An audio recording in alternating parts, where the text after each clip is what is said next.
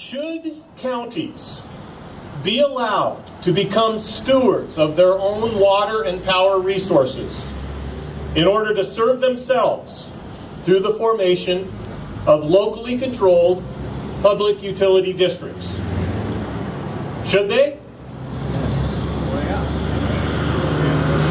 Should they? Yeah. Yes, and that was the vote, the result of that first initiative in our state. And in the years that followed, PUDs were formed that ended up doing just that. That's what broadband is doing today. And the challenge, I think, for all of us in communities throughout Washington is to figure out how we're going to use it, how we're going to capitalize on it, how are we going to take advantage of it. One of my teachers and mentors, Will Saunders, where are you? Will you raise your hand? Will has traveled here from Olympia. He's really the governor's lead on issues of information technology, and I've worked closely with Will, and Will's pointed out to me that we need to adopt a strategy for local communities to take advantage of this. I looked at the title of my speech today, and what does fiber mean to you? That's actually easy for me, because I now understand what value it can bring to the community. So I'd like to start by having you all imagine what it would be like to watch on your own video on demand service in your house your granddaughter's dance recital who lives in New York.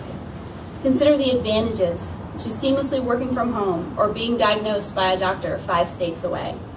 The local economy is already seeing the impact of these dollars come in. You see a truck here from Mountain Power, another one from Tetra Tech.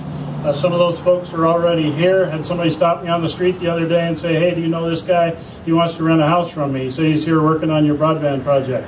Those people are already here in the community, starting to spend dollars and affect the local economy. But it's really much more than that. Check out the colleges, learning institutions, local and far away. You see what a reliance there is on the broadband. It's the way the younger generation grows up and thinks. I visited my daughter, my youngest daughter graduating from college last weekend on the coast in Washington. Pretty much can't live without that broadband connection handy at all times. She's on campus, and boy, there's connections everywhere, and you got to have that. She's got her iPad out doing all kinds of things. She came to visit us in the hotel we were staying in. Within 5 minutes, she had her iPad out to see what kind of a connection was there. It's their way of life. So we're glad to be able to offer that here, and hopefully be able to keep some of our local kids from having to move away for the jobs, and some of those new opportunities will be offered here. So we see it as a great economic development tool.